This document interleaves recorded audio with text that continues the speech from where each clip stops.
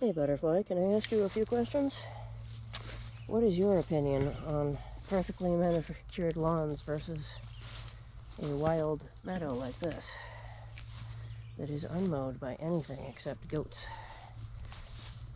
Do you have an opinion on this? What is your preference?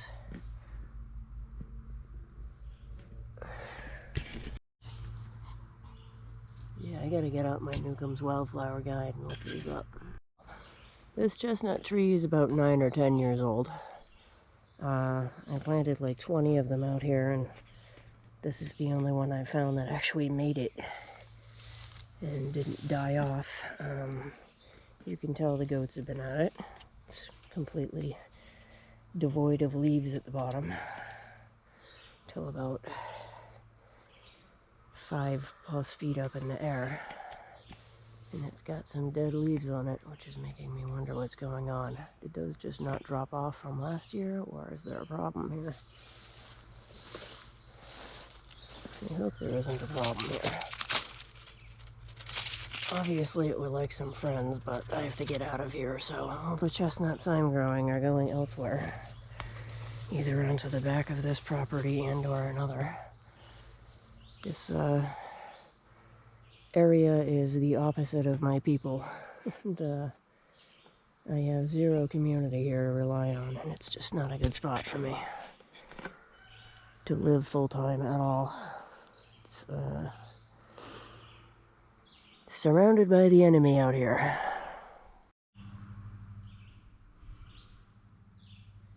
I mean, none of this was planted. These are just popping up here on their own because this isn't mown.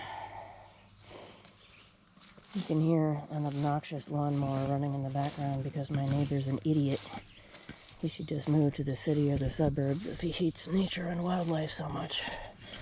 I don't know why these people live out here in the middle of nowhere, are all like, yeah, rural America, and then they're terrified of the wildlife and they hate nature and they're mowing and causing all this destruction to their surroundings, and it's just gross. I don't get it.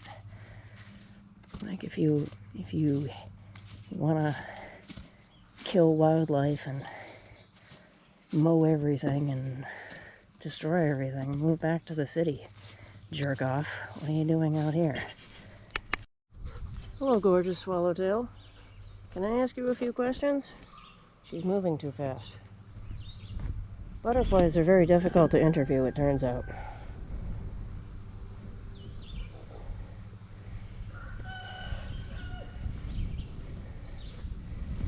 Excuse me, lovely swallowtail. Do you prefer this wide open pasture here that is unmowed by anything but these goats? Or do you prefer a perfectly manicured lawn filled with chemical herbicides and pesticides? What is your preferred environment? I think we know the answer.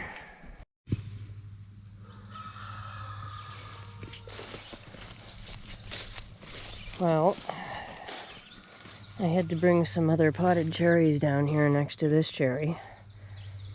And I figured the goats wouldn't touch them because they're poisonous to them. But unfortunately they did nibble, so I had to bring them back into a protected area just a few days afterwards. But amazingly, for the first time ever, now that the mason bees have been released and I put some other pollinators near this cherry, it is for the very first time producing cherries. This tree's been flowering for the past several years, but has never ever made fruit. So we know it's not a self-pollinating variety. My dumbass didn't make a map saying what this variety was, and the tag fell off I don't know how long ago.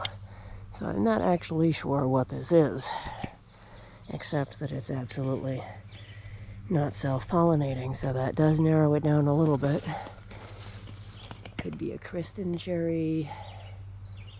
I'm not sure what else I could have put in here. But it's making freaking cherries, which it couldn't do without those wild bees. So, once again, if you would like some wild bees. I think they have leafcutter bees coming into season right now on the site.